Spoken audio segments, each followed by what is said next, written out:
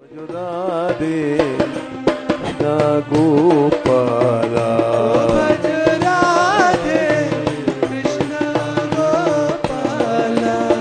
भजो राधे कृष्ण गोपाला भजो राधे कृष्ण गोपाला। जय श्री राधे। जय श्री। पद्म पुराण में भी एक कथा आती है। ऋतंभर एक राजा थे जिनके पास संतान नहीं थी।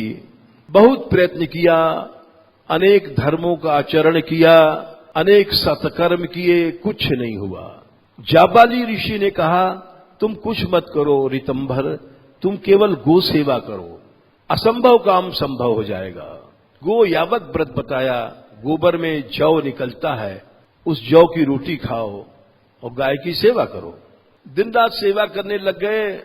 राजा होकर के वन में गाय चर रही थी। अचानक एक झरना बड़ा सुंदर गिर रहा था, उसको देखने लग गए, वन की शोभा। इतने में एक सिंह ने आकर के गाय को मार दिया।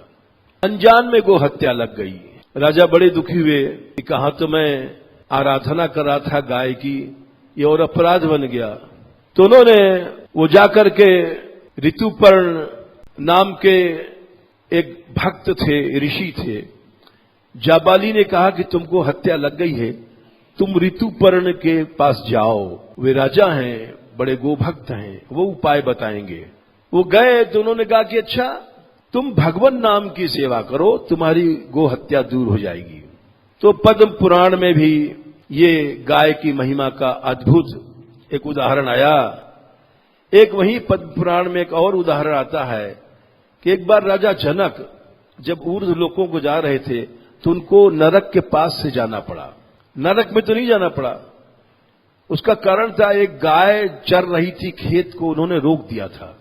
इसी पाप के कारण उनको नरक के पास से निकलना पड़ा। जब राजा जनक निकल रहे थे नरक के पास से, तो उस समय नरक में पड़े प्राणियों को बड़ी शीतलता मिली और बोले, अरे कौन है, रुक जाओ भाई, तुम्हारे रुकने से ही हमारी सब यातनाएं निवृत्त हो गई। तुम कौन पुरुष हो, पुण्य पुरुष हो। जनक जी ने कहा, अच्छा, हमारे पास आने से तुमको सुख मिला तो हम नरक में ही रहेंगे, अब हम नहीं जाएंगे। उन्होंने अपना सारा पुण्य दान दिया, जितने नरक के जीव थे सब चले गए विमान से। उसके बाद दूत लोग स्वर्ग को उनको लेने आए, बोले भाई अब हम नहीं जाएंगे क्योंकि हमने सब पुण्य दान कर दिया, अब हमारा अधिकार नहीं है। बोले दान तो कर दिया, उस दान का जो पुण्य है वो करोड़ों गुना बढ़ गया। तो इस तरह से गाय का अपराध जनक तक को लग गया, शिव तक को लग गया। गाय की महिमा के बारे में कितनी ही कथाएं हैं। कृपा करो राधा रानी, कृपा करो।